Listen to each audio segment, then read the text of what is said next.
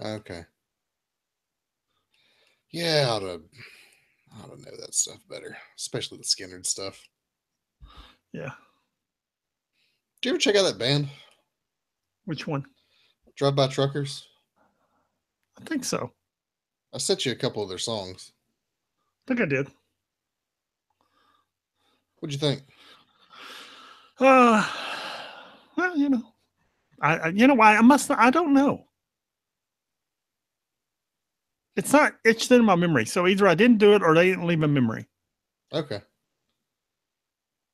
You probably just didn't listen to them.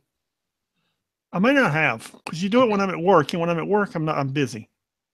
I thought you listen to music at work all the time. Yeah, but that requires focus, and I don't focus on it when I'm at work. You don't have to focus on it that hard. It's just music. Yeah, well, whatever. Anyway. Um. Yeah. Okay. If I Uh. would experience something, I do. Well, sure, but it just ain't that deep sometimes, man. Sometimes you just, I'll send you something. I just want you to see what you think. Did you read all of the Oath? Yes. It's the whole thing about Steve Rogers planning Yes. Secret Empire. Yeah. Because I got like halfway through it, and it's like you know 40 pages, and This kind is of got a old. this is a mirror book. Remember there you had Civil War the Oath last time too, and it was Tony in this position. I mean, there's a bunch of hints to it the whole way through. Even that page in the middle where you see Tony laying on the in the pod and Cap sitting there with him. Like that's evocative of that same image from the first Civil War. So Oh, yeah, that's right. Yeah, of course. But Tony didn't say how I wanted to kill you myself. yeah, no, none of that. But yeah, yeah, the end of it is basically him just you know, okay, now that you're out of the way, I'm I'm moving. We're moving into this territory. Well, I read that far. Yeah, I get the sense that this has all been a slow game of him just knocking pieces off the board slowly, deliberately. Who's Steve Rogers? Yes. You just now figuring that out? No, but it's seeing it. Like I'm pretty convinced that he's been leading the Avengers around in circles for a year and a half, I mean, seeing avoiding the Red Skull in um, Uncanny Avengers. seeing him with the chessboard a couple of issues on the cover of Captain America should have been a hint. No, I mean it's just kind of seeing it all and seeing you're seeing the plan really come together, and you know we'll talk about it. Okay. Um, okay, so we're the Leonard Skinner dudes. Yeah, here we go. Um, I'm gonna That'll give us rev- some entertaining banner at the top too. I'm gonna reverse Extraordinary X Men and IVX because Extraordinary X Men actually happens first. Okay, sure. Do you have anything you wanted to bring up this week? No, Okay, cool. All right, I'm gonna count us in. You got the intro ready? sure. Sound all right? Yep. Me. Yeah. All right. Three, two, one.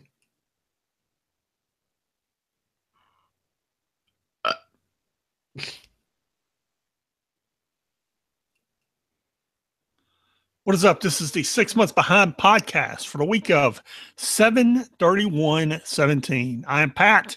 And I, as always, am Sean. And this week we're Gary Risington and Alan Collins just because, I'm in a Freebird mood. I don't know, man. I just am. Good. Freebird's good. I've Yeah. heard it. I've heard it a lot in my lifetime. Were you there that day? Was it you and Amanda and I, or you and Nick, or Amanda, Nick, and I that were sitting there that day that I calculated how many hours I had listened to Freebird in my lifetime? Oh, I don't remember, but I remember that happening. I mean, it's just What was what did you end up it at? came to like 75,000 minutes, and then you got to convert that to days, weeks, months. Yeah. You know, it's a ridiculous amount of time, and it's like 3 times a week. It's like 3 times a week. You know, I'm 52, soon to be 53.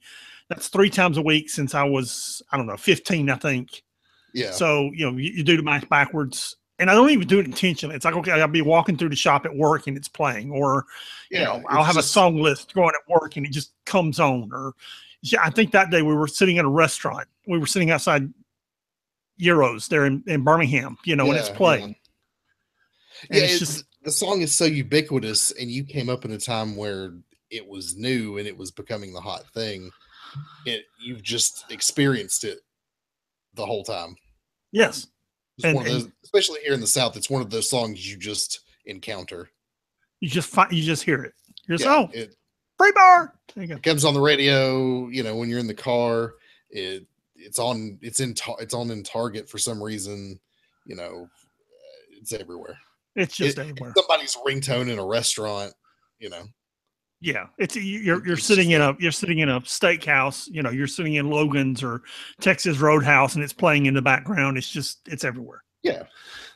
It's me working at EB Games in high school and listening to people play Freebird on Guitar Hero 2 forever and ever and ever. EB Games. EB Games. They bit the dust. Yes. GameStop's right behind them. That's okay. You know, surprisingly, their profits are good. Yeah, for now. I don't know how long they can sustain that, but they're trying to diversify. So they are. They might work out for them, but I don't know. It might. GameStop has to become a whole different entity to do that. Yeah, and they're getting into other hardware, and they're getting into other things. And if they get into board games and D&D, they do it. They'd be fine, and they won't do it, and I don't get it. They sell merch for those games, like T-shirts and items, but they don't sell the games themselves, and I don't understand why. Right, and I mean, it's a store called GameStop. Board games are hot right now. Why are they not?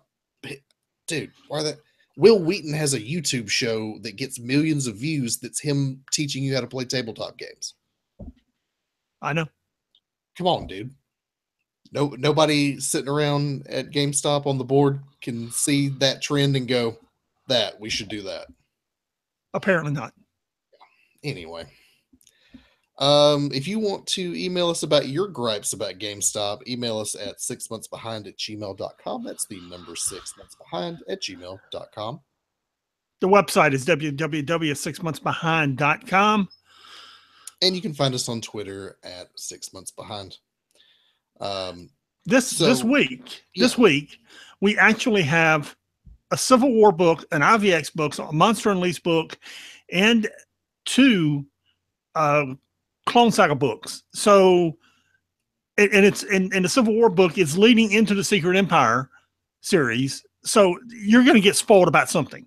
Yes. You just are. So there's your disclaimer. You're going to get spoiled. Somewhere along the way, you're going to get a spoiler.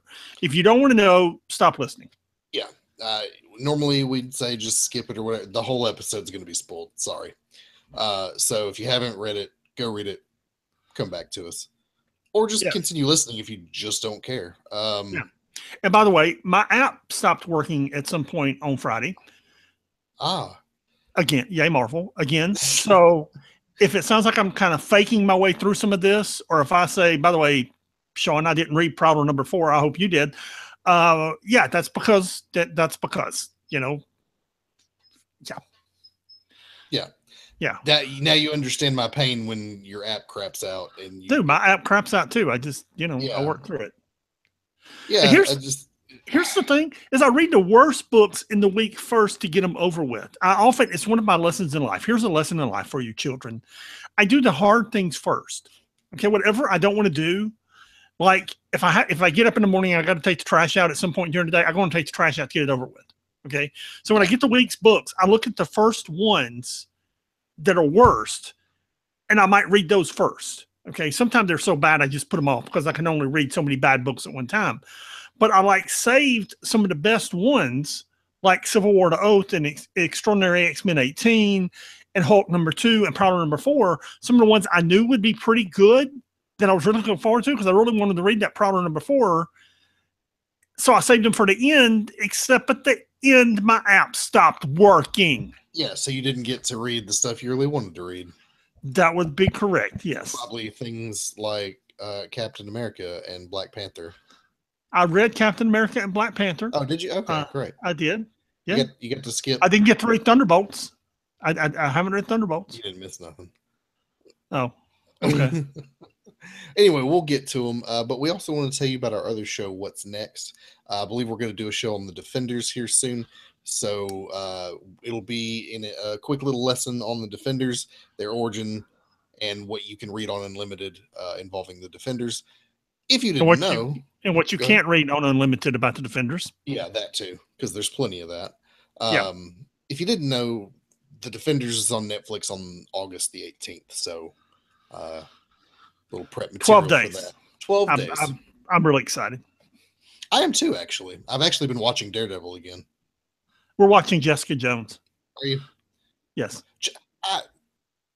I enjoyed Jessica Jones, but because of the nature of her and Kilgrave's thing, I find it a little difficult to watch. Well, I didn't say it wasn't a weird psychological thriller. Yeah, it gives me the heebie-jeebies. Okay. Yeah. All right. So Anyway. First up this week, we had Civil War: The Oath #1. Now, I didn't realize until we were talking before we went on the air that this was a homage to Civil War: The Oath from the first Civil War series, where Tony Stark was standing over Captain America's dead body, talking about how much he regretted it.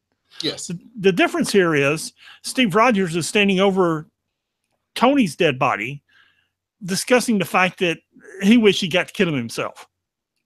Pretty much. Yeah, because he's an evil Hydra agent. Yes, and he was looking forward to it. And these are not exaggerations. Steve is there saying, hey, you need to die. I just wish I'd got to do it instead of you or someone else. Yeah, so, Captain Marvel. Yeah, I wanted to do this, and well, hey, it didn't work out. Right. And then you get to see some of the pieces that Steve is putting in place for Secret Empire. I wouldn't know all of them because I didn't get to finish reading the book. So yeah, it's basically just Captain America monologuing for a while, and then he lays out his plans for Secret Empire, and it's worth a read. Really, go read it. It's a really good read. It's thick. It's like 36 pages, but you also get Maria Hill's trial in there as well. Is that in the Oath? I think so. I don't know. It's all blending together for me now. I thought it was in Captain America #10. It's there too. There's a little bit of it's all over it, but okay. Yeah. Anyway, I thought it was really good. I enjoyed The Oath. I did too. I was looking forward to finishing it. There you go. Moving on to IVX, Extraordinary X-Men #18 it actually needs to be read before IVX because it actually sets up some of the events in IVX #3. We open with Forge. In fact, this whole issue is about Forge. It's a really good issue. I enjoyed it because you get a little exposition on Forge. He's, Forge is always the one who's just down in the basement hammering on stuff, making neat, tech. And nobody really thinks about Forge, and nobody really cares what Forge thinks. They just need him to build stuff. And that's kind of how he's feeling when he's assembling this machine that's going to destroy the Terrigen Cloud. And he has this inner monologue about how he takes technology and turns it into a miracle, essentially. He makes the impossible real. Well, that's his mutant ability. Yeah. Yeah, it's his mutant ability. So Storm comes down and says, hey, is that thing ready yet? Let's go. Come on. I got a war to finish. And he's kind of pissed because he's feeling underappreciated, and they get in a tiff, and apparently they were an item at one point in time. You didn't know this? No, I did not. Back in the late 80s, early 90s, they fooled around for a long time. Okay. Well, it's a war, so they're all probably going to die, or at least they're thinking they might. So they're having feelings for each other and all this. So she says, "Take your Terrigen machine. We know where the Terrigen cloud's going to go. By the way, I'm sending a guard with you, and it's Old Man Logan, who is currently having an affair with Storm." Yeah, pretty much. So there's this really awkward, quiet plane ride to Alberta, which is where the Terrigen cloud's going to be. And eventually Ford is just, Logan's just like, "Hey, listen, you want to talk about it? Because we got to get this over with. We might not have tomorrow." And Ford is actually like, "Well, no, what I want to know is, what was I like in your future? What happened to me after everything went to heck in a handbasket?" And he tells him this story about how he never really knew, but he heard rumors about this mad wizard in the desert somewhere, who there was this awful, the Rhino went and created like this sort of like Mad Max-esque biker gang terrorist group in the desert, and they were just terrorizing people all over the place. And eventually they came for this super engineer guy, and he just blew the whole gang to heck. And Wolverine tells him, "Hey, I never knew, but I knew it was you." So he put the beat down on the Rhino gang and saved a bunch of people. It was a neat little story, finding out what happens to Forge in that timeline. Well, there you go. Yeah. So Forge and Logan are setting up the Terrigen Mist machine when Storm teleports in. Her and Forge have a little heartwarming discussion, and now they're going to go fight a war. Yes. Which brings us to IVX number 3, which is the war. Yes. So, and at the end of this, I want to talk about the Inhumans in a different medium. But let me just do the review of this book. So, 2 of the younger Inhumans have found Forge's machine in Alberta, and Logan and Ford hold him off as best they can, but they're unsuccessful, and they blow up the Terrigen machine. So, and meanwhile, in Limbo, the royal family's trying to devise an escape plan. Some of the younger Inhumans enlist help of Miss Marvel, and they in turn enlist help from some of the other Inhuman forces that are out to form a resistance. You got Moon Girl there. You got a couple other of the more minor Inhumans. Meanwhile, this wizard duel between Karnak and Jean Grey is moving along nicely. That's actually pretty entertaining. Yeah, it's really. This has been my favorite part of the whole event, is this mind battle between Jean Grey and Karnak. So Karnak has managed to break out of Jean's false reality, but he finds himself in this self-contained ecosphere that's out of sync with normal time, and Fantomex is there. Now, last time we saw Fantomex, he was doing some weird stuff. And I don't know what's going on anymore. I've lost the. Well, we discussed the fact this has gotten weird. That when I bought these issues 6 months ago, I was hoping they would explain some things. I was hoping that they would explain how Duder got his legs back, and they haven't. I was hoping they would explain what was going on with Fantomex, and they haven't. They're just throwing things at you and hoping you figure it out. I don't know if it's that or if it's other plot lines that they're going to deal with later. I really hope this Fantomex thing, because of the nature of what we saw, and it having to do with the Someday Corporation, and the implications that Fantomex's dialogue has after that encounter, it has me intrigued, and I want to know what happened. But I think it's going to be. I hate to disappoint you, but I think it's going to be like Gwen Stacy's baby and Mary Jane Watson's baby and several other dangling plot lines that you just never see because someone else wrote it and then they moved on to another writer. okay. Thank you for squashing my hope.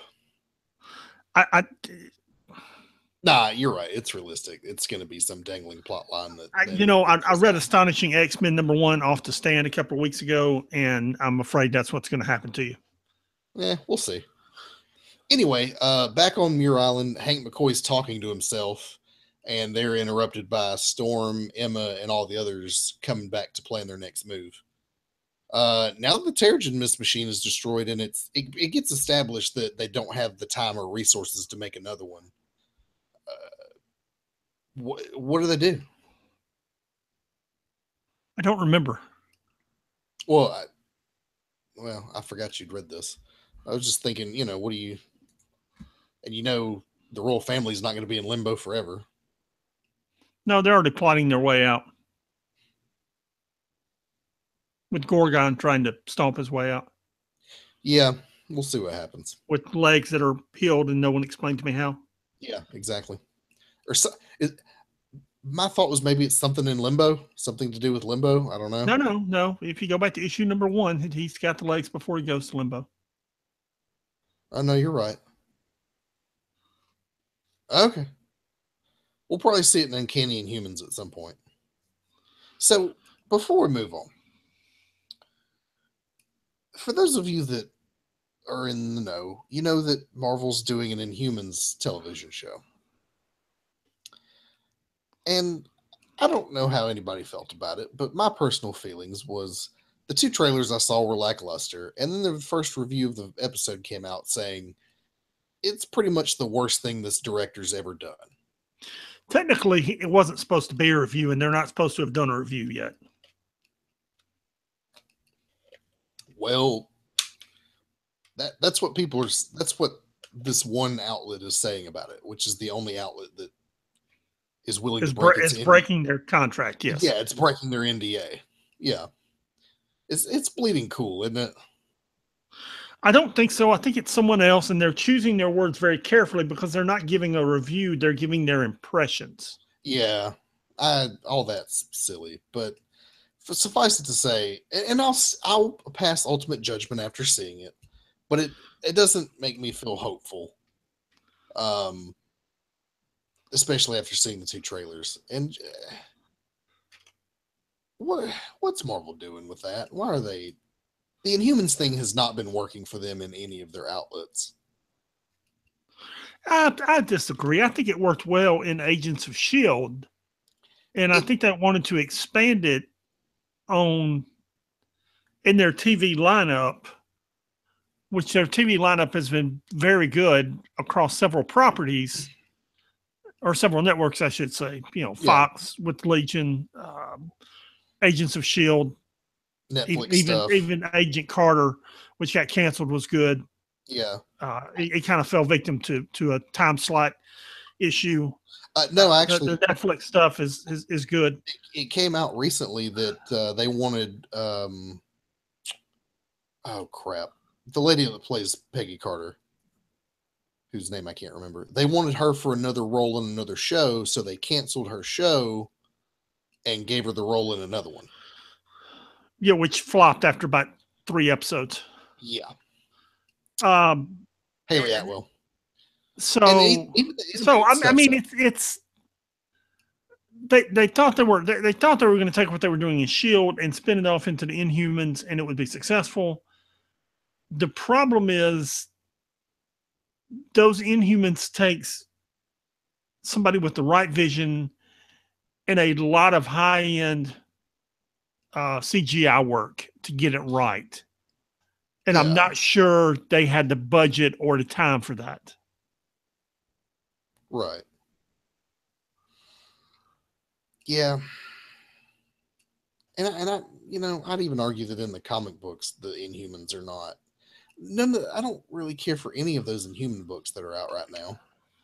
You've got a handful of interesting characters there, but Not all of them are. Some of them are silly, and I don't know. I just don't like the Inhumans. That's Well, just it.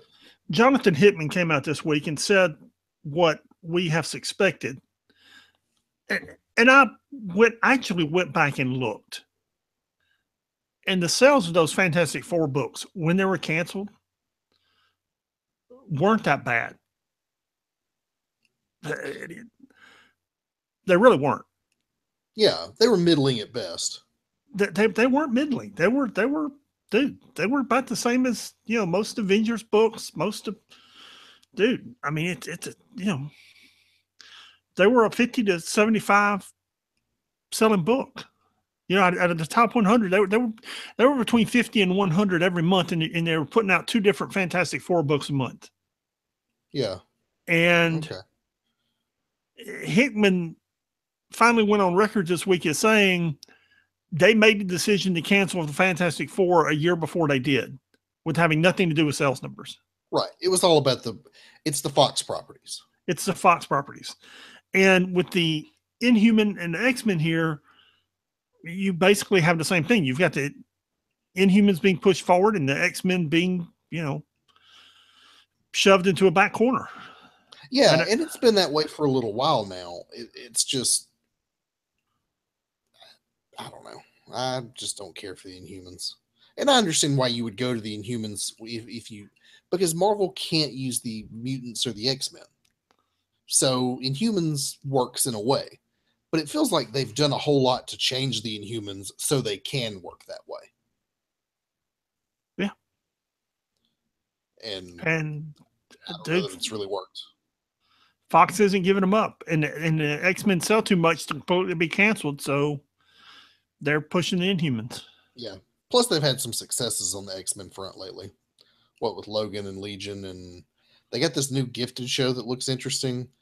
And there's a Cloak and Dagger show that I want to be excited about, but it's on Freeform, so it's going to be like drama,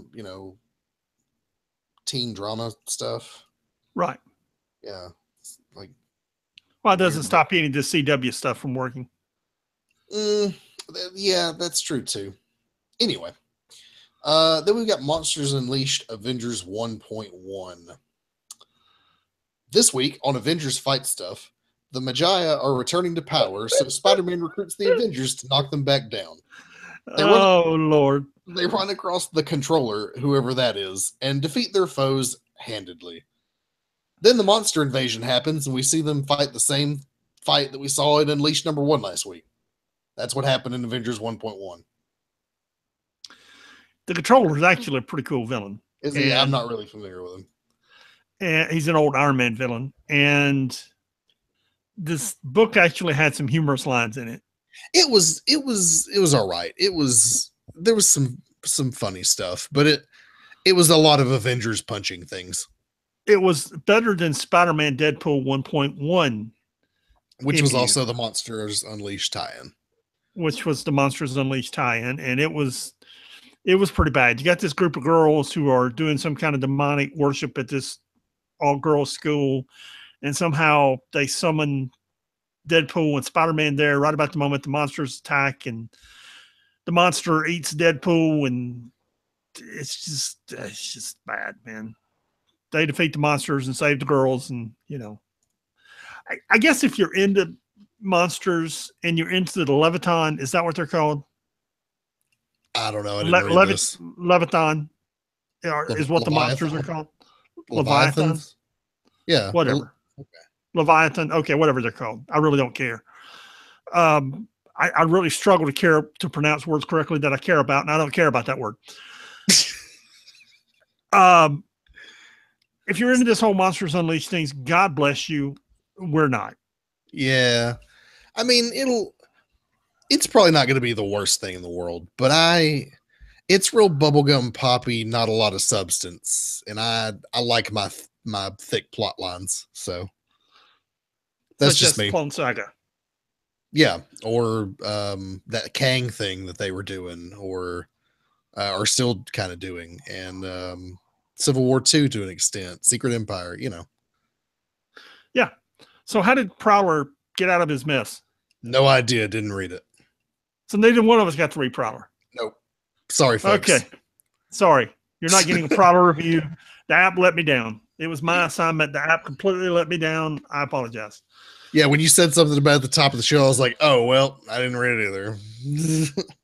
Okay. Anyway, yeah, sorry. We did have Spider-Woman number 15. Did you read this? I did. It was very good. Okay, it is good. So as the book opens, we see from like a week ago, we finally get to see what happened to Roger. It turns out that he went to meet with the Hobgoblin to negotiate with his contract about what the Goblin does is he sells franchises for villains. Porcupine was a franchise. He sold him the suit so he could be the Porcupine. So he wants this. Roger wants to negotiate with the Hobgoblin, basically his formal contractual exit from being a bad guy. Thing is, he kind of wants to keep the Porcupine suit.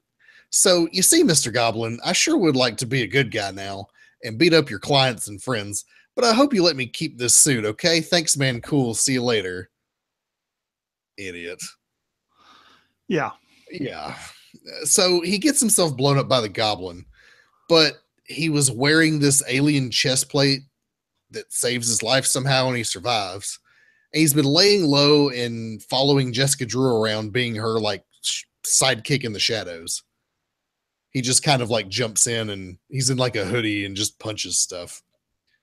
So Jessica finds all this out during a fight with some of the Hobgoblin's goons. And of course, once she discovers that it's Roger and he's still alive, she's very happy to see him and plants a big happy. She jumps him. Yeah, she plants a big fat kiss on him, and they're like, "Oh, hey, is this a thing now?" And they're like, "Hey, we gotta fight stuff first. We'll talk about it later." But unfortunately, the Hobgoblin then shows up and kidnaps Roger, and now Jessica has to rescue him. Yeah, there you go. I'll be honest, I'm enjoying this. I am too. I feel like I'm enjoying this more than I ought to, but it's good. I like it. It's surprisingly good. It's also a really fun change of pace for this character. All the other Spider-Woman series, Jessica Drew has always kind of been this dour, brooding character, and she's been through some really terrible things. And to see the lighter side of Jessica Drew for a little bit and see her being happy doing the superhero thing and being a mom, and I don't know, it's a nice change of pace. Yeah, it's all right. It's been entertaining. Another thing that's been entertaining, moving to the 616 universe, is Black Panther number 10. Ah, dude, this book was so good. Do we understand what's going on with all and you were talking about factions? butchering some names. I'm about to butcher some names. It's Shuri, right? Shuri is his sister. Yes. Do we understand what happened to her? I mean, did she basically just go to the dead, spend a few months in heaven talking to her mom there in heaven, and come back? Is that what happens here? She died and was resurrected. And spent some time talking to her mom, her dead mom in between. Yeah, it's the risen savior allegory. It's, you know, the queen she died, she goes to heaven, she's enlightened, she returns with fantastic abilities. Yeah. So now she's there with Ao and Anika, and they don't know who she is. So she basically tells them, hey, you got to pick a side, because the side you've chosen is pretty bad, and you may not like me and T'Challa, but they're worse. And either way, you're going to get screwed in the end. So you need to pick which side you're going to get screwed by. And she lays that out pretty carefully for them, and they understand she's right, but they don't like the position they're in, because all the sides are collapsing on. They call it the Golden City. It's the capital of Wakanda. Yeah, they're all converging there to overthrow King T'Challa, essentially. Right. So finally, we have a brief interlude of a war council that Shuri and T'Challa are all his people are at. And then finally we cut back to Ao and Anika, and they're trying to decide to take their stand. And then you get to the most interesting thing that I read this week. Yeah, this was the real meat of this issue. And it's really good because it's T'Challa and what's this gentleman's name? He's the teacher who Shangmire? Shangmire. Yeah. And what he's taught is he's the wise elder. Yes, and he's taught that Wakanda doesn't need a king and doesn't need a kingdom or a ruler. And T'Challa agrees with him, but T'Challa's like, okay, how do I get from A to B? Yeah. And if I step down, what do we do? And he's like, yeah, I don't know. I don't know either. So they're both in agreement that change needs to be made, but nobody knows how to make the change.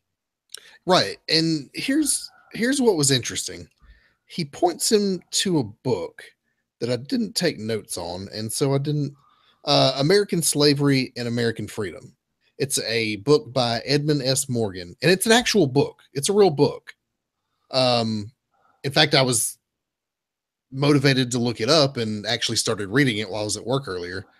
And it's essentially, they talk about it some in this dialogue, but it's essentially a commentary on the era of slavery during the American Revolution, and and it focuses on the juxtaposition of a ruling class of white people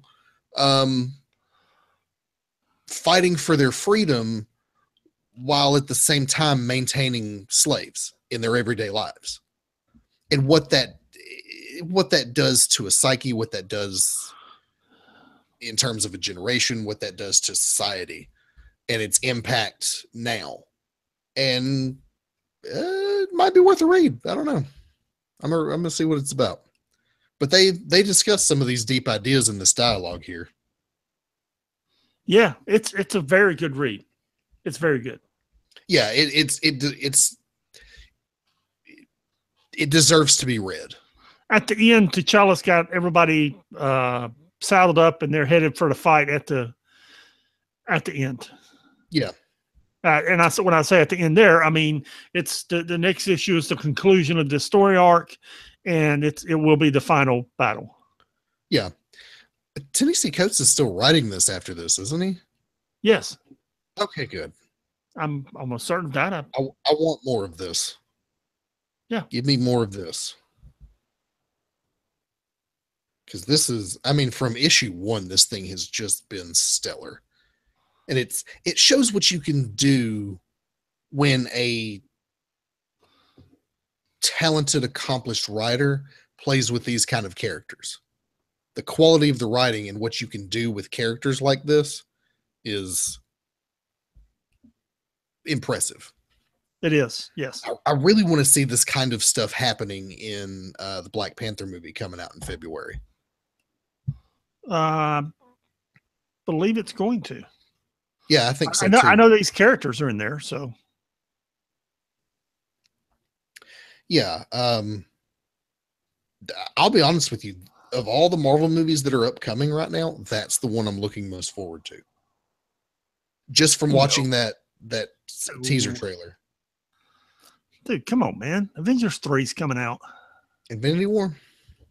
Yeah. That's going to be awesome. It's going to be great. But right now, I really want Black Panther. I want to see that. That's the story I'm interested in right now. Yeah, I understand. Yeah, because it's just, I have suddenly become enraptured with these characters in this setting. And I think it would do really well on the big screen. Anyway, what wouldn't do well on the big screen is Captain America being a Nazi. Who knows, man? Maybe 10 years from now, this will be the next Captain America movie. Maybe. Anyway. So in Captain America Steve Rogers #10, we begin in 1940. We see how Steve's mission to infiltrate the super soldier program is going. He meets Dr. Erskine and the general, and there's a robbery and he chases the dude down and he shows bravery, and Dr. Erskine says, I want that kid for the experiment. That's how that goes down. In the present, Maria Hill has been tried and sentenced, and now S.H.I.E.L.D. needs a new director. So Steve actually recommends Sharon Carter. And meanwhile, while he's doing that, Maria Hill makes a break for it and escapes S.H.I.E.L.D. custody, which I assume this is happening after Infamous Iron Man, because in Infamous Iron Man this week, we see her in S.H.I.E.L.D. custody. She's in a cell. I assume it's after the sentencing, because she's still in that book. She's still technically head of S.H.I.E.L.D. Yes, in a cell talking to her mother. No, she was off duty talking to her mother. Then she went to talk to Victor Von Doom as the head of S.H.I.E.L.D. Yes. Yes, so that's not a cell. That was her quarters. Oh, well, whatever. So Maria goes to Alpha Flight headquarters and hands over the S.H.I.E.L.D. tech to Captain Marvel. Steve gets a stern talking to from Red Skull for that one, which I don't know. I found that scene to be a little. The interaction between Red Skull and Steve Rogers is, I don't know. It gives me it's weird. Anyway, then he goes off to tie up a loose end in Jack Flag. He's going to kill Jack Flag, but before he can, it turns out they're going to pull the plug on him anyway. Hey, look, he didn't have to do something evil. Great.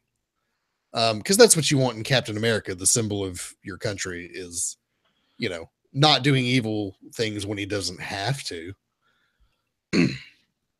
After that, he goes home to Sharon and they have a long talk, and she decides that he should be the leader of S.H.I.E.L.D. again. And he is. Yeah. I forget what I read it in this week, but there's a ceremony where he's takes the oath to become the leader of S.H.I.E.L.D. again. I believe it was in the oath. Oh, yeah, it is in the oath. You're right. Yeah. Yeah. Now, you missed one of the most important things in this book. What was that? They passed the S.H.I.E.L.D. Act. Oh, yeah. Well, they did do that. Yes. Which, during a time of national crisis, puts all government agencies, all military, all police, all National Guard, all government agencies under the head of the director of S.H.I.E.L.D. Who's a Hydra agent. Yes. Basically, it turns America into an armed encampment and puts the head of S.H.I.E.L.D. in charge. Yep. Also the head of Hydra. Yes, there you go. Yeah, because they're one and the same. What do we need to do? Oh, wait, we need Chitauri invasion. Oh, wait, we have one of those because he's got the eggs over there on some dude's farm. Yeah, like the whole point of the S.H.I.E.L.D. technology is to stop the Chitauri invasion, which would be a national emergency if they were to land. Oh, what a coincidence that those things are happening at the same time. Yes. As we said earlier, or I think you and I spoke about it off the air. He's moving a lot of pieces around on a chessboard. Yeah, and as you see in the oath, this was him knocking Tony Stark off the board without having to kill him himself. He's upset he didn't kill him himself, but the best way for him to do it was orchestrate a fight between those two, and not either. It would have gone good either way. He knocks out either Captain Marvel or Tony Stark, and it leaves him with one less choice to make. There's a scene in Secret Empire where, and I may have told you about this, where Tony Stark is beating up Captain America, and Tony just laughs because he says, this is the one time I get to beat up Steve Rogers and nobody's mad at me about it. It's pretty funny. So I assume Tony Stark's alive again in Secret Empire? I don't know, man. Is he alive? Is this the AI? Who even knows these days? Okay. But that's the teaser, the spoiler. Who knows? Okay. All right. Well, I was kind of hoping that would last a little longer. Which one? Tony Stark being an AI. Maybe it does. Okay. Yeah. Okay. Anyway, Carnage number 16. So this was the final issue of this series. Chthon has risen and all hope is lost and humanity is doomed. Except at the last minute, they find a way to use the Darkhold and put Chthon back in his prison and defeat Carnage. And it's all just a little too Deus Ex Machina for me. I mean, if you ask me, if you're going to raise an all-powerful old god from the dead and bring him back into the mortal plane of existence, it really shouldn't be so easy to send him back once it's all said and done. It really... Well, yeah. You spent 12 issues building this whole thing up. Longer than that. We'll call it 13 issues. Building all of this up. And it was a fun ride. Well, it's really all 16 issues of the book. The first 15 issues have been leading up to this. So, yeah. Right. And what happens is they immediately resolve it. And it just makes me go, what for? Because that'd be really cool. That's something you could have. You could have used this storyline to launch an event, a universe-wide event where this event affects all of the Marvel Universe. Because that would be the implications of this happening. That's what it's built up to be. That this would somehow be, the annihilation of everything that we know to be normal. But instead, it gets all wrapped up with a nice little tight bow, and everyone who wasn't brutally murdered along the way lives happily ever after. And there was a lot of people brutally murdered in these 16 issues. I would actually like to go back and just count every single death through all 16 issues and see what the final body count is. It had to be high. It's in the thousands for sure. Yeah. Yeah. Yeah. Sorry while you're reviewing that my headphones hit the microphone. Didn't intend for that to happen. Yeah. Tell us about Daredevil, which was also really good this week. This is also really good because what happened here, and this is leading up to something. Every now and then, Daredevil has a crisis of fate because it would be much easier for him to be Frank Castle and just kill people. But he doesn't want to. He wants to be the attorney. He wants to be a public defender. He wants to be the prosecutor, doing good, doing justice. Yeah, and he justice is his aim. Right. He doesn't want to kill. And for the record, that's why the Daredevil movie that Ben Affleck made was actually really good. The problem was in the first 5 minutes, when you have Daredevil kill someone, you lose all credibility with the movie because it's so out of character for the person. Yeah. And the movie was very good. Ben Affleck did a great job. He's obviously doing a great job with Batman now. Affleck's a great actor. It wasn't a bad movie. You got Jennifer Garner as Elektra. Okay. But the problem was in the first 5 minutes, they deviate from the character of what the character should be. And you lost all the nerds. You immediately lost them. Yeah, it's the same thing when Superman starts killing people. You've broken that thing that is the character. Yeah, you've ruined his motivation to do what he does. Right, it's hollow. Right, you immediately lost it all. So what's happened here is Daredevil last issue hired all these henchmen. He put a bounty on himself to get henchmen to try and kill him, and he had to make the higher bounty, the bounty higher to get Bullseye there, which is the person he wanted. And eventually Bullseye comes after him. And there's a moment there on the roof where Matt Murdock considers suicide. And it lasts for the time that the second bullet leaves Bullseye's rifle and comes at Daredevil. Now, for most people, that's not very long. For Daredevil, it's an eternity because, laying beside Daredevil is another innocent man who died last issue. And he's just kind of over it. And at the end of this issue, you realize what we've all known, which is Matt Murdock paid a very high price to put his secret identity back in the bottle. And next issue, they're going to get around to telling how that happened.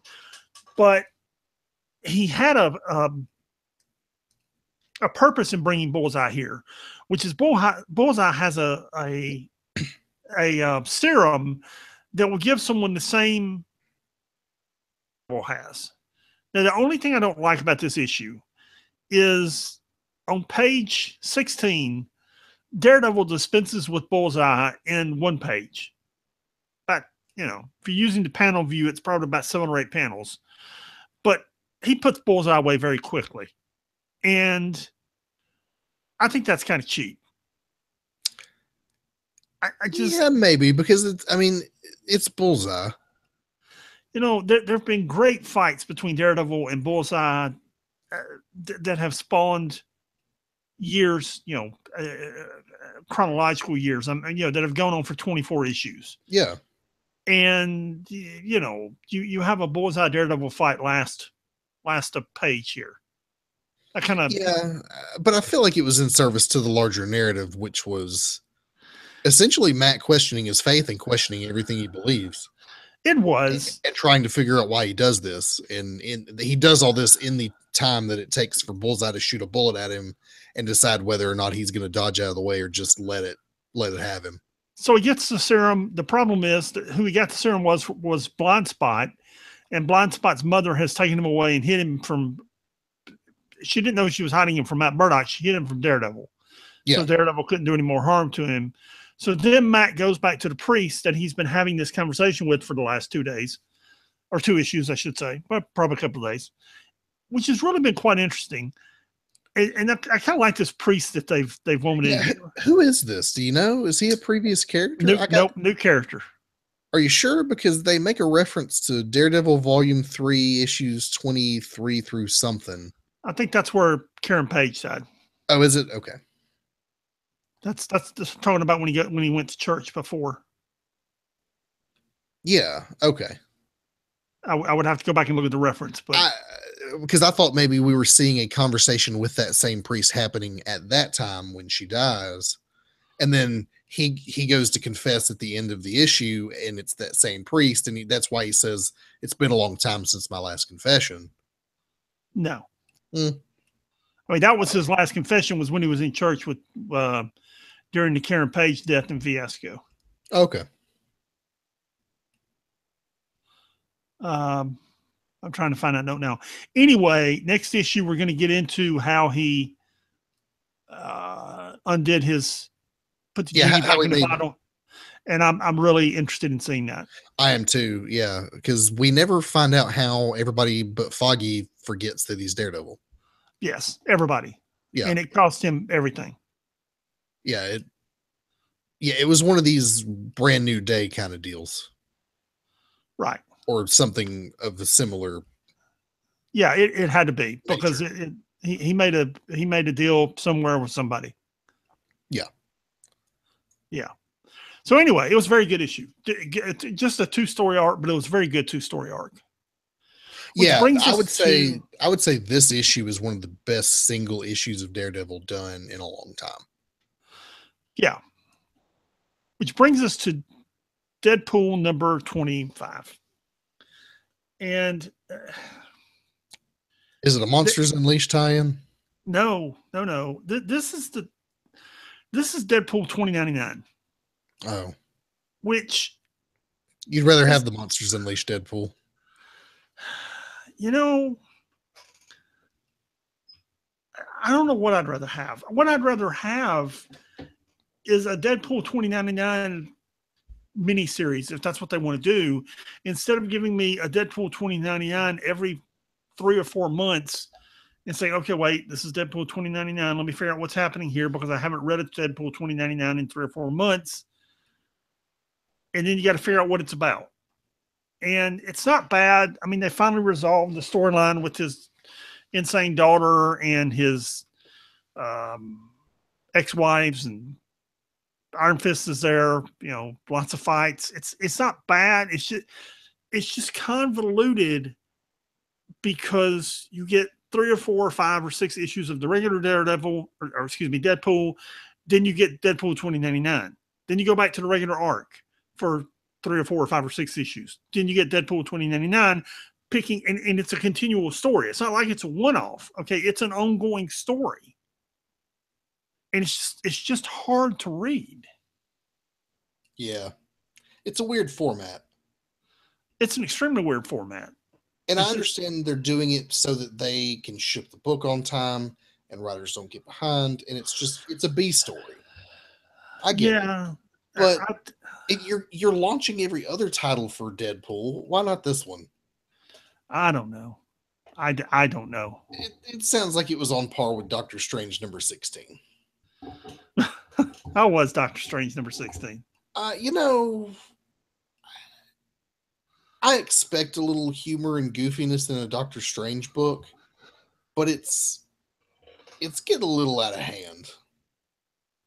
Doctor Strange has gotten a little silly. So to open, we see Doctor Strange's first encounter with Dormammu back when he's just an apprentice to the Ancient One. And then back in the present, we spend most of the issue watching Dormammu and Doctor Strange fight while talking about how Dormammu managed to avoid the Empyrical from the last story arc. And it turns out he sent them to the realm of Shumagorath. Almost said Sheogorath, but that's the Daedric Prince of Badness. He sends them to the realm of Shumagorath, who is, much like Chthon, is an extra-dimensional being of unimaginable power. So during the fight, Strange actually manages to do the exact same thing to Dormammu. It's implied that Dormammu made some kind of bargain with Shumagorath to get the Empyrical into his realm. Now Dormammu's there, and it looks like he's going to have to deal with his side of the deal. Anyway, Dormammu's delayed for now, but now he's got Baron Mordo to deal with. Except Zelma Stanton comes into the rescue, and she manages to sneak up on Mordo while he's villain monologuing. And she takes a magic chain and throws it over him. And the magic chain is attached to an airplane that's flying by. And they just fly off into the air, and, well, he's gone. So now that just leaves Misery to contend with out of this Rogues Gallery fight that Doctor Strange has been having for 5 issues. And it turns out Misery has taken possession of Wong. And if I had to guess, this issue is going to have to do with, or the next issue is going to have to do with the only way he can defeat Misery is possibly by killing Wong or something like that. Anyway, that's pretty weird. Yeah, it's kind of off the wall bonkers in a goofy way, and I don't know. I'm not loving this. I love Jason Aaron, I really do, but this isn't. It's just not the Doctor Strange story for me. Well, there you go. Yeah. And you know what? Ghost Rider number 3 doesn't make a whole lot of sense either. Did you read this? No.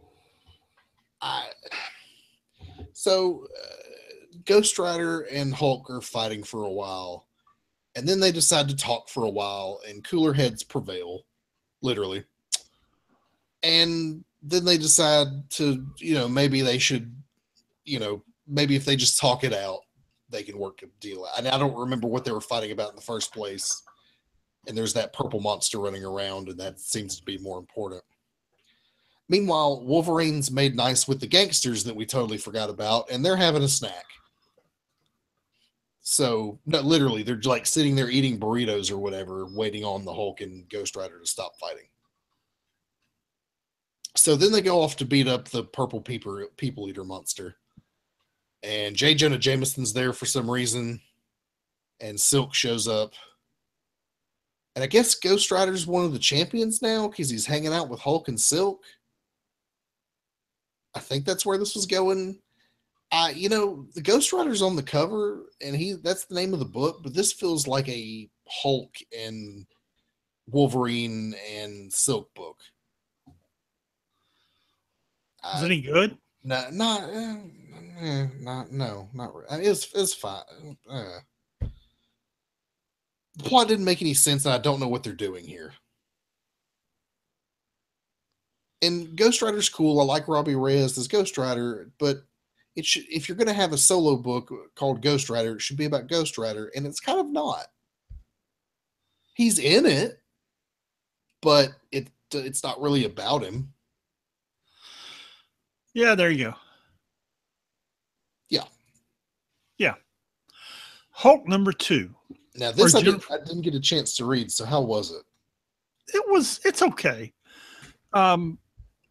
Jennifer is still working on the case of Maze Breen, who is the young lady who's the weird girl from the first issue. The weird girl from the first issue who's having trouble with her landlord. So Jennifer goes to see the landlord, and the landlord basically says, the girl's nutbag, and I'm not helping you because I think you're a nutbag too.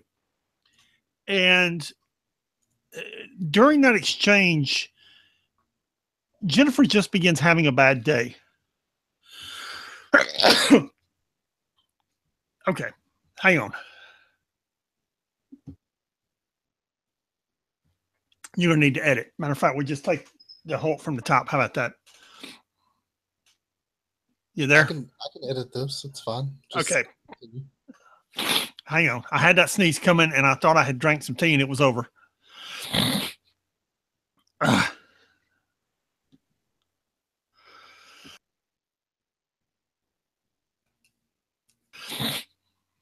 Okay, from the Hulk, right? Yeah. From where? Just wherever you left off. Okay, so Jennifer begins having a bad day. She goes and sees some kids at Central Park. The problem is the kids have built a snowman because, remember, we're 6 months behind, so it's winter. And they're pretending that the snowman is the Hulk, and Clint Barton, one of the kids is Clint Barton with an arrow and kills the Hulk, which is the snowman. And you see that Jennifer isn't keeping control. So she locks herself off. Right. It sets her off. She locks herself in her office and starts watching cake recipe shows again and starts, trying to manage herself the whole time. Her client's trying to get her. And you remember when the Century had the Void? That's what it looks like this girl's got. I'm sure it's not. But I'm sure it's something different, but that's what it acts like. So it actually starts talking to her and says, "Hey, I told you no one was going to help you. I told you no one was going to do anything for you. So let me take care of it." I mean, literally the monster in her apartment is talking to her. And of course we spend some time with Jennifer getting calmed down. And about that time, her monster attacks. It attacks the landlord, it attacks Jennifer, and then we're off to the races. Well, all right then. Yeah. Okay. So yeah, it looks it's okay. It's moving a little slow, but I'm hoping it's going somewhere. I'm hoping. Yeah, I'm sure it will. I'm not familiar with Mariko Tamaki's work, who is the writer on this. I hope he knows where he's going, and I hope he picks up pace and takes it somewhere. Yeah. I don't know. I enjoyed the first issue, so this second issue doesn't sound like a bad second issue. And it's not bad. It's just, it's moving a little slow. Okay. Well, Infamous Iron Man number 4 was not slow. So like we talked about earlier, we get to Maria Hill, and she's in her quarters at S.H.I.E.L.D. And Doom decides it would just be a good idea to pop in and have a little chat. During her toenails, by the way. Yeah, she's like painting her toenails, talking to her mom on the phone. She's like in a t-shirt. She's just like, it's probably 2 a.m. and she's just hanging out. So Doom just like literally teleports onto the helicarrier. And they have a little talk about he wants to declare that he's not a bad guy anymore and he's a good guy now, and he wants her to know that so that she doesn't feel threatened. because Lord knows, why would you ever be threatened by Victor Von Doom teleporting himself onto your helicarrier unannounced? Right. Yeah, I mean, why would anybody find that untoward? But to be fair, he did just sit down in a conference room and wait on her. Yeah, but he's wearing the Iron Man armor and she just can't see it. And the problem here is that he knows he's not going to do anything and no one else believes him. And he wants people to stop freaking out about it every time. But, then he goes and does stuff like shows up on the shield helicarrier or,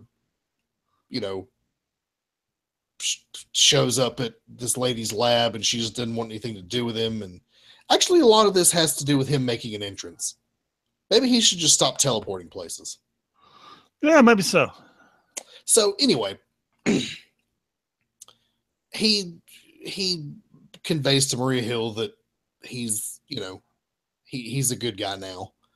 And then Doom goes off to Latveria to search for Ben Grimm, which a SHIELD agent just blurted out to him, and Maria Hill immediately fired.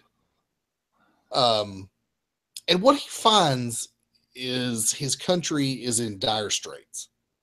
The military leaders he left in charge have not managed the kingdom well.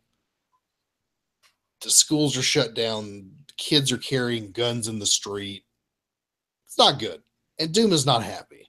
So after setting some things straight and whipping some butts into gear, he heads off to his old castle where he finds Ben Grimm, who's had the crap beat out of him, and his own mother.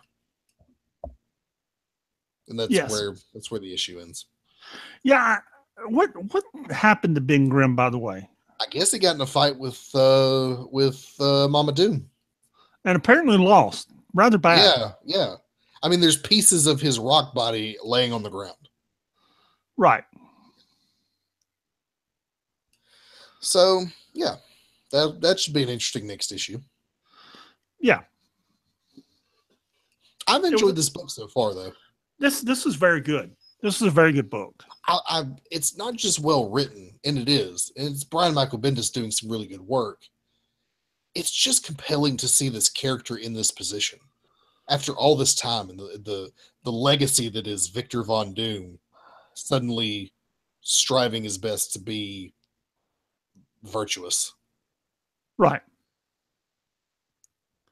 Yeah, it's and he's striving to do the best for Latveria and his people and himself and the people around him. And yeah, the reason he went to the helicarrier was so Maria Hill wouldn't have to send thousands of agents after him and maybe desolate a couple of cities trying to get him. Right. And to be fair, he proved a point by doing what he did, in that he showed up unannounced in a way that would normally freak them out, but didn't do anything and made his intentions clear. And in doing so, in a way, proved that, hey, listen, I got the drop on you and I didn't blow you up. We're cool. Yeah. Yeah. Which brings us to Moon Girl and Devil Dinosaur. How was this issue? Did you read it? No, I didn't get to it. I'll read it shortly. It's actually not bad because we start with Moon Girl, Luna. They're in PS20 being attacked by a set of Doc Ock mechanical arms that have been sent by our Dr. Doom. Now we're going to get to this because you and I both had problems with this last month. Yeah. And she's screaming for the Avengers to come help her. Problem is, no one's coming, and everyone in their class is freaking out. And finally, Riri shows up. Ironheart shows up, who happened to just kind of be on the band. And between Riri and Luna, they both defeat the arms and then follow them back to where they think they're going to be. That's a neat little team up. Yeah. So you got Luna and Riri chasing the arms. And the problem is, Moon Girl sees Dr. Doom take the arms, but Riri doesn't. And by the time Riri gets there, by the time Ironheart gets there, Dr. Doom is gone, and Riri tries to explain to her, look, this isn't the same Victor Von Doom. And they start arguing because they're back at Oh, they're back in the basement. They're back in the PS20 basement. And Luna's trying to explain to her what she saw, and Riri's like, yeah, but you're a kid. And finally, Riri realizes that she's treating Moon Girl the same way that everyone treats Riri and has treated her whole life. And this girl isn't that dumb, and maybe she needs to listen to what she's saying. Yeah. So that's nice. Yeah. So they can't find the Dr. Doom, and Riri kind of gives up on it, and they start out. Moon Girl starts out looking for her, and you don't know how it ends, except she winds up on the doorstep of Doctor Strange. Oh, okay. Kind of beat up and needing a doctor. Well, he can help. Maybe. Yeah. Maybe. Yeah. Okay. Solo number 4 was all right. It wasn't bad. It was a good issue. It was good seeing her and Ironheart together. It was entertaining. Gotcha. Solo number 4. Yeah. So Solo's still dealing with these high-tech arms dealers, and he's managed to take out their 2 leaders and kind of take leadership for himself. Or he's undercover, so they all think that he's one of their gang members that he actually killed. But he manages to blow his own cover. But he gets word to Dum Dum Dugan to come get him, except Dum Dum Dugan's off dealing with Egghead. Yeah, Egghead. So Solo's left to fend off the entire gang for himself, which he does in spectacular fashion. And then some space dudes show up, and I don't know, they seem pissed. And when I say space dudes, you really don't you don't see a good look at them. It's just the silhouette, and they don't look human. So yeah, it's not going to go well, I'd guess. Yeah, it doesn't go well. It's not going to go well. It was a good little read, though. I'm actually I won't say this is a great book, but I'm enjoying it more than I thought I would. Yeah, same here. It's not my favorite thing ever, but it's pretty good. Yeah. And the last page says to be concluded, so I assume this is a mini series. A little 5 or 6 issue series. I know it's still not ongoing, so yeah, that's probably just quick series. Anyway. Yeah. So next we have Thanos number 3. And this was an interesting little book, because last issue Thanos killed Mentor, which was really really important, because Mentor is his father. He's a long time person. And here's the thing. Did you read this? Mm-mm. This is really good, because along the way, he winds up being attacked by the Imperial Guard. And it gets explained later in the book why he's attacked by the Imperial Guard, because as the book goes, they appear to be interviewing different people about Thanos and asking them what they think of him. And the conclusion from all of them is he's a homicidal maniac. Matter of fact, they talked to Pip at one point, and Pip's like, you don't understand. He killed half the universe. Okay. He murdered everyone in half the universe. I don't care if, someone else got the gauntlet and went back and raised him from the dead. He killed half the universe. Okay. This is Thanos. There's no good there. There's no redemption. He killed half the universe. And what happened is when he killed Mentor, he went to his father's base. He went to Mentor's base to try and get a cure for whatever's wrong with him, whatever disease has afflicted him. And he gets there, and it's in Shi'ar space. Mm-hmm. And turns out Gladiator, who happens to be in charge of Shi'ar right now, has wanted to deal with Thanos for a long time. Except everybody's like, well, you can't, he's one of those elders in the universe thing, and, you got to have a quorum on it, and we really can't do this. There's all this paperwork. I'm sorry, you can't kill Thanos. Sorry. Yeah. But now Gladiator's like, hey, you're in my territory. I don't care what anybody else says. I'm coming for you. And he starts sending wave after wave of the Imperial Guard to fight Thanos. And dude, finally they take him out. Number one, because they realize he's weakened because of his condition. And number two, just because, they're the Imperial Guard. And at the end, he's fighting Gladiator, and dude, they stomp him and they capture him. It's pretty good. All right, then. Yeah, it wasn't bad. Yeah, I'll go back and read it. What else was pretty good was Punisher number 8. So at the end of last issue, Frank Castle's just got out of a fight. He's pretty busted up, and he goes to this farmhouse, and a lady opens the door and shoves a shotgun in his face and says, "Give me one good reason I shouldn't send you straight to hell."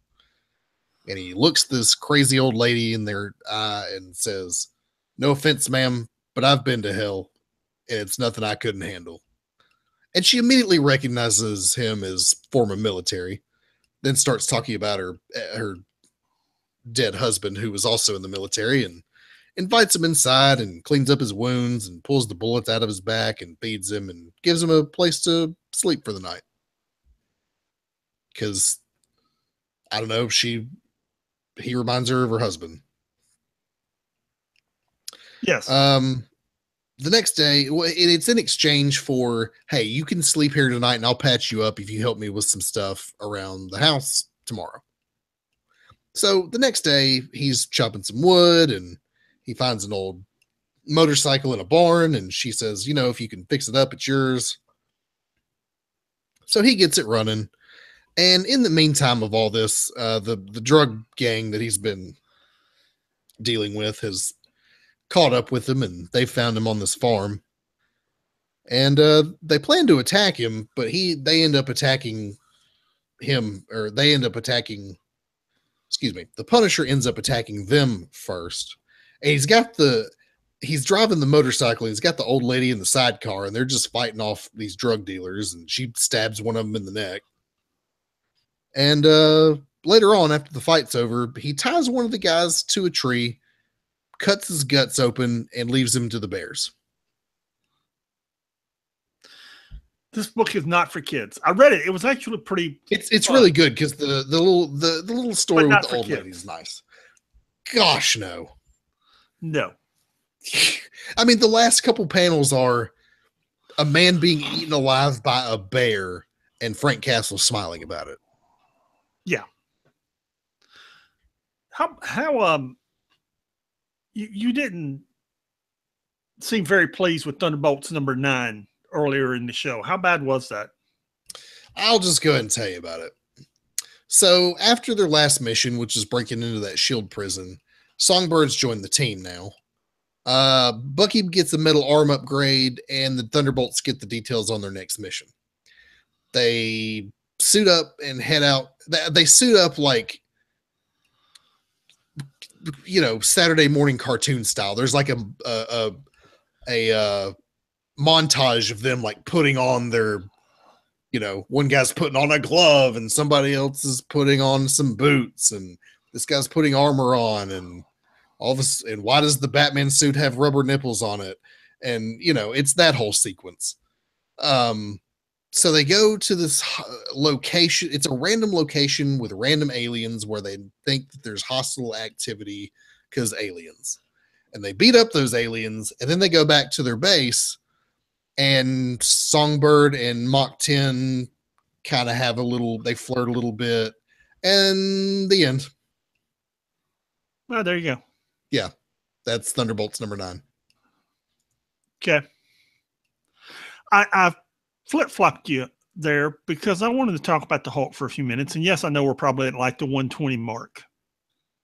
Yeah, we're fine. But here's the thing. Hey, did you read this? Yeah. Greg Pak wrote it. Yeah. And I have a lot of respect for Greg Pak. A lot of the great stuff that's been done in the Hulk in the last 10 years has been written by Greg Pak. Yeah. He's kind of your Hulk writer. He is. World War Hulk, Planet Hulk. Dude, he did it. Yeah. The last 2 issues, you got Jeremy Lin, and you got one Asian basketball player and an Asian Hulk playing basketball for 2 issues. Which, okay, whatever. this issue begins with the Hulk, Amadeus Cho, beating up the Prince Regis Falcon of Seknar 7. And who is that? Is that just some made up villain for this thing? it is, Okay. But he's in a hurry because he's late for a bone registry event. That's a bone marrow donation event. Bare bone donation event with all of the Asian heroes that Marvel could round up, apparently. Yeah. Including Miss Marvel, Shang-Chi, Jimmy Woo, yeah. Jimmy Woo, Amadeus another Cho, Shield agent, Cindy Moon. Yeah. Yeah. So I'm just like, okay. Jake Cho is who you were thinking of. The Shield agent is Jake Cho. I'm just like, you just spent 2 issues talking to me about, Jeremy Lin, and now you're giving me bone marrow registry and no, it's bone marrow donation. Bone marrow donation registry. It's an event for the kids at the hospital, which I get. Okay, but the bottom line here is you're shoving a cause down my throat in a comic book. What's your problem with donating bone marrow to sick kids? And then you've put together another Asian superhero team. Yeah, like they go out to dinner afterwards and there's some talk and they talk about what it's like to be an Asian in America and then they go out to karaoke and holy Asian stereotypes, Batman. So, and here's the thing, and you said it. Okay, you said it. What's wrong with bone marrow registry? Nothing at all. What's wrong with an Asian book? Nothing at all. Okay. The problem is, do I want a Hulk book? Or do I want a bone marrow registry book and an Asian superhero book? Right. Like, do you want an Asian superhero team or is this a book about the Hulk? You've had 3 issues now where this isn't really a book about the Hulk. Right. This isn't. And if Marvel wants to know why, their sales are dropping, if I'm paying $3.99 or $4.99 off the stand for this, and I might, because I like Greg Pak and I like Greg Pak writing the Hulk. Okay, I might be paying for this, but if I've read this for 3 months in a row, and I've paid $3.99 or $4.99 or whatever the cover price is, I'm going to Jason next week saying, "Dude, cancel this one." Okay, I'm saving this $4. I'm saving this $5. Stop this one, because I'm looking for the Hulk doing things, and I understand in the last page we get the Imperial Guard of Seknar 7. Okay, and they're we're going to get to see now we're going to get to see the Asian superhero team fight the Imperial Guard of Seknar 7. Okay, fine. All right, fine. But dude, I'm looking for a Hulk book, and instead I'm getting causes and if Marvel wants to know why people are complaining about their writing and about this sort of thing, this is why. If you want to do it for 1 issue, do it for 1 issue. You've just done it for 3 in a row.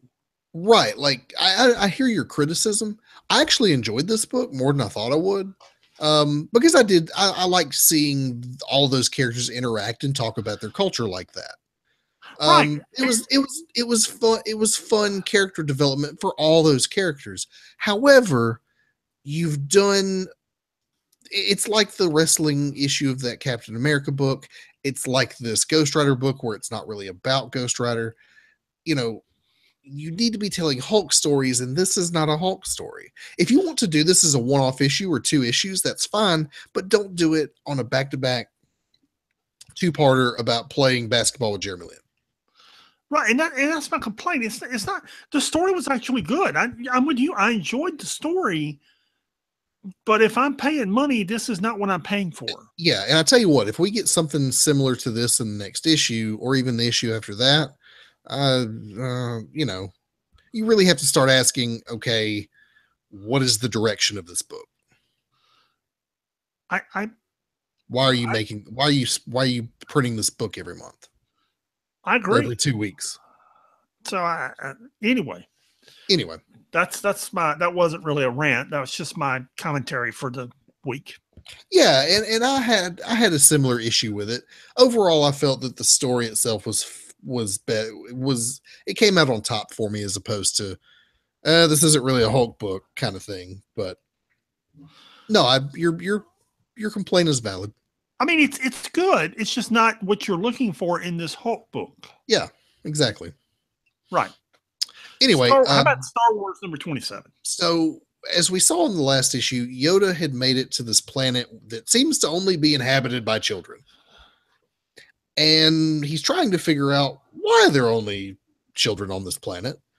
And through some of talking with the kids, he finds out that all the adults were taken to this mountain by these other people. And also, they have spears that are made, the heads are made of some sort of blue stone, and it has some sort of effect within the Force. So Yoda convinces these kids to tell him a little more and then take him to this mountain, which seems to be an entire mountain made out of this blue stone that these spears are made of. And they go to confront whoever it is that's been taking all the adults, who are assumed slaves to mine this, whatever this blue stone is. And the same thing happens to Yoda. He gets caught off guard and they chain him up, and now he's gonna go. He's been captured by his enemy, and I guess we'll see how he gets out of this one. It was okay. Yeah, there you go. Yeah. And I actually found out Jason Aaron is soon no longer going to be writing Star Wars. Really? Yeah. Who's he turning the reins over to? Karen Gillan, who did that Darth Vader series. Yeah. Oh, there you go. Yeah, I think that's fine. Yeah. So that's everything for the week. What was your favorite book this week, Pat? I was actually looking at the classic read. You caught me off guard. I think that Thanos book was really good. IVX number 3 was really good. I like that Thanos book. Okay. The Thanos book was really good. It was good seeing the Imperial Guard, and it was really good. I enjoyed it. Okay. Yeah, I was thinking about it earlier this morning, and I decided it's a two-way tie between Black Panther number 10 and Daredevil number 16. The Daredevil book was good too. Yeah, and I really enjoyed Black Panther. It scratched the itch for me. In your dump this week, you had some Nick Fury comics from the 90s, which I peeked at a couple of them. They're all right. And some late 90s Hulk, which I didn't look at, but hey, Hulk. What is our classic read this week? Our classic read this week, it was announced at Comic-Con a couple weeks ago that Fiddle Faddle, Thanos' Black Maul team, The Black Order, thank you, would be in Avengers 3, Infinity War. Infinity War, yeah, whatever. They're actually introduced in New Avengers number 8, which is the 2013 New Avengers, which is part of the it's that Infinity storyline. That's the Infinity storyline. That's a great story with Jonathan Hickman, where Thanos fights the Avengers. And the thing is, they're in the middle of Time Runs Out. What will become Time Runs Out? They're leading up Secret Wars. They got all these things going on this front. And in the middle of it, they got to fight Thanos, and it happens because Thanos knows what they're doing. I mean, he knows what they're up to. He knows they're having problems. So he's like, well, this is a moment to attack. And it's a really great story. It introduces those characters. You can just really start reading with that New Avengers number 1 from January of 2013 and just start there and read, because that's a great series. And yes, that is Hickman's run on New Avengers. Okay, cool. Yeah, it's Corvus Glaive and Abyssal Maul and some others. Dwarf Killer, I don't know. Yeah, I forget what their names are, but apparently they're going to be in the Infinity War movie because there aren't enough characters in the Infinity War movie already. I read an article yesterday, and it listed how many 64 characters or how many are going to be in the movie. There's actually 30 in one scene at one time. Do we know what the runtime is for this movie? It's got to be like 2.5 hours. I've heard the Russos say I think it's nearly 3 hours. Oh wow. Okay, I would expect that. And I mean, I've heard the Russos say it's going to be really long. I'm fine with that. I'm fine with it. And apparently Thanos is going to be in number 4 too. Yeah, it was always going to be Infinity related. Well, I mean, they're going to resolve the whole Infinity Gauntlet thing, but he's still going to be hanging around in number 4 somehow. I'm not sure. I don't think so. Because at one point in time, it was Infinity War Part 1 and Part 2. Then they said it's Avengers whatever, that we're just doing Infinity War. I think the two will be Infinity related, but they will be two different sides of the same coin, two different stories. Yeah, but I think it's Infinity War. Announced this week he's going to be there. Yeah, he'll be there. He'll have to be, because you're going to have the Infinity War, and then whatever the outcome of that is, and what that, because I think that's going to have to do with what the Marvel Universe looks like going forward. I mean, don't tell me you're going to have the Infinity Gauntlet in play and not make some major changes to your franchise where you want to. Right. Yeah. Anyway, if you want to email us about your Infinity War theory, email us at 6monthsbehind@gmail.com. That's the number 6monthsbehind@gmail.com. Also visit the site www.6monthsbehind.com. And later this week, look for a What's Next episode for the Defenders, which is coming out on August the 18th. And we're going to tell you what you should be reading in Marvel Unlimited to know all about the Defenders. Or what you can't read. Or what you can't read. That's, yeah.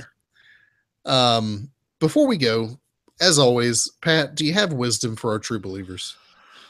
I never make the same mistake twice. I make it 5 or 6 times just to be certain. Sounds like all of us. We all do that. I do that. I do. The real lesson is, do you learn anything from it? Well, that is the lesson, isn't it? All right. We'll see you guys next week. Peace.